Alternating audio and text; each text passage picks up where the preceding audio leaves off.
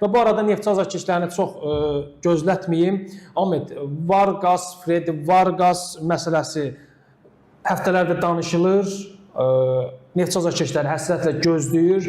Artıq bugün o müjdəni verə bilərəm ki, Freddy Vargas məsələsinə nöqtə qoyuldu. Neftçi komandası Venezuelalı legionerlə anlaşıblar. Yaxın bir həftədə Vargasın komandaya qoşulacağı gözlənilir Neftçi komandasına. Maccabi müəyyən qədər güzəşt edib, Vargasın özü müəyyən qədər güzəşt edib və artıq bu məsələ qapanıb. Freddy Vargas Neftçinin Bakıdakı məşqlərinə qoşulacaq. Çünki Sloveniya toplanışı başa çatıb və böyük ehtimal Neftçi ilə Konferans Liqasında iştirak edə biləcək. Buna görə Neftçi azarkeşlərini təbrik eləmək olar. Vargasın yolunu gözləyirdilər həftələrdir. Bəli, mən də təbrik edirəm.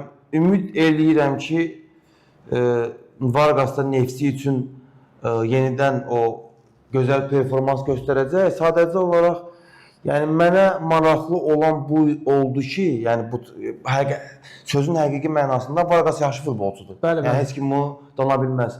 Amma Vargas'a klubuna ödənilən təzminat, özünə verilən pul, yəni Vargas kimi bir futbolçu tapmaq bu qədər çətin idimi? Yəni o mənə maraqlı gəlir. Bildiyim qədərilə transfer çalışmalarında Neftçinin çətinlik yaşamasının səbəblərindən biri də Neftçinin son illər Avrokuboklara iştirak eləməməyidir. Bu da ciddi maneə yaradır. Bir çox futbolçular məsələn Qarabağla Sabaha daha rahat gəlirlər, nəinki Neftçiyə. Qarabağın Qarabağ bir dənə çox üzr istəyirəm xalalan. Yaxşı yerə toxundum. Azərbaycan futbolunda o yadıma gəlir, biz burada həmişə danışırdıq ki, Qarabağın bu qədər uğurunun timsalında bir dənə normal transfer olmayıb. Yəni Qarabağdan gedən. Bəli. Biz artıq yəni Azərbaycan futbolu bunu qırdı. Necə qırdı?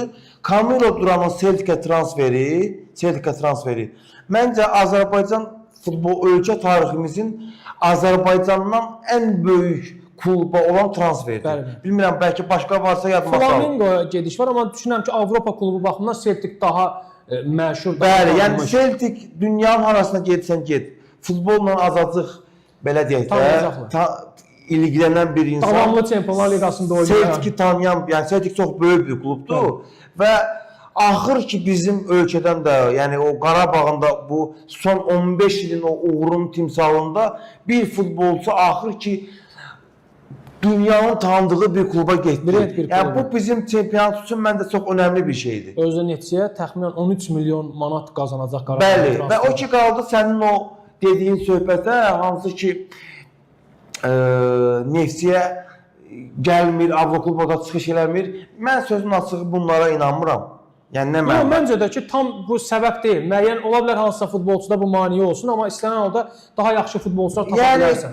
Yəni yenə də deyirəm, əgər sən Vargas'ı transfer edirsənsə, təzminat vermisənsə, kifayət qədər Azərbaycan üçün normal bir təzminatdır məncə. Bilmirəm nə qədərdir. Və futbolçunun özünə də bu pulu vermisənsə, yəqin ki burada harca söhbət milyondan gedir. Yəni milyona mən sənə deyim ki, elə futbolçular ala bilərsən ki, yəni sənin deyək ki, qardaş, gözlə mən özüm uçuram, sama yox lazım deyil yəni. Nəysə.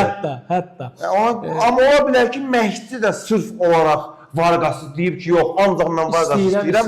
O da ola bilər, bilmirik yəni. Sistemimə uyğun olduğu üçün.